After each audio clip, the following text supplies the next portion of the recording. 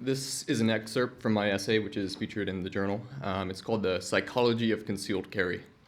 In the essay, I explore patterns of thought that I seem to succumb to when I conceal carry my pistol for day-to-day activities. So, maybe I've become more self-aware in my late 20s, but I've observed certain trends in my thinking, certain personality changes that occur when I conceal carry versus when I don't. When I carry, not only am I more anticipatory / borderline welcoming of danger, I'm much more keener to interact in an imposing manner about trivialities. I'm more liable to assert myself to self-remedy minor injustices. For instance, armed, the light goes green, the car ahead of me is texting. Move it! Unarmed. Maybe I'll give it a moment or two. There he goes. Armed. Hey, buddy, there's a line here, can't you see? Unarmed. He looks like he's in a hurry. I got here early. I can wait.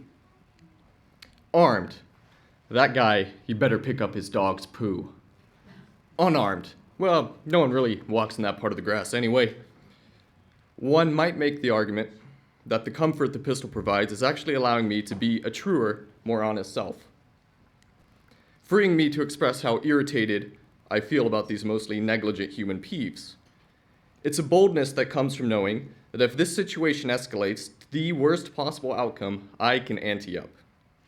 In a perfect world, there would be an equivalence between patience and assertiveness without this ambiguous fear of violent reaction from a hypothetical tough guy who perceives disrespect to his street cred when asked politely by me that he not drive so fast through my neighborhood.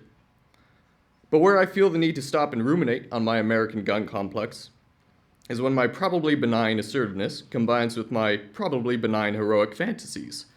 I cease living in the mundane realities of day-to-day life. Life with my gun becomes an exciting adventure, one where I'm not only prepared for danger, I'm looking forward to it. Taking the wife shopping becomes an executive protection detail, minus the squiggly earpiece. Selling something on Craigslist becomes a secret spy trade deal. Just puttering around town, I become a self-deputized patrolman, constantly on the lookout for any incident where I and my gun might be of assistance. Now, as fun as this all sounds, I have to ask myself, am I going to get what my masculinity seems to crave?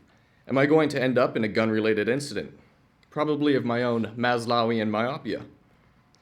Now, throughout all this, I've been reflecting on an observable dichotomy of personal morals.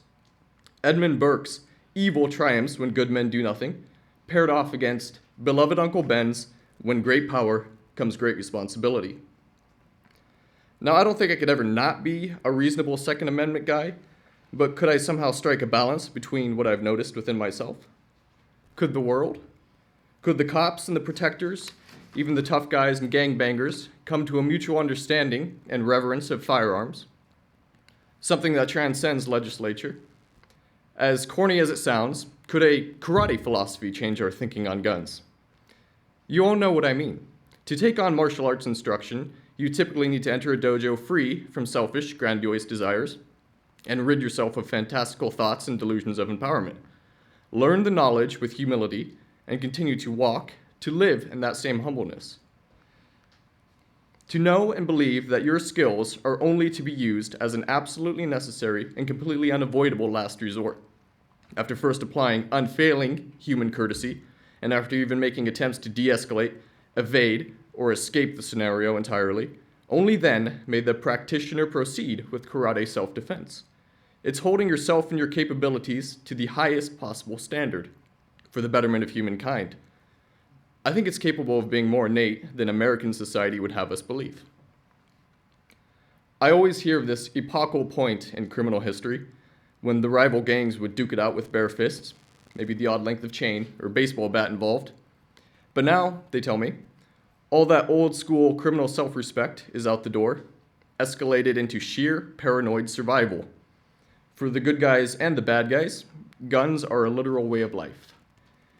And I'm left wondering, with a bit of empathy, humility, and a firm psychological grasp of how guns morph our thinking, would they still need to be so integral, even in Second Amendment America?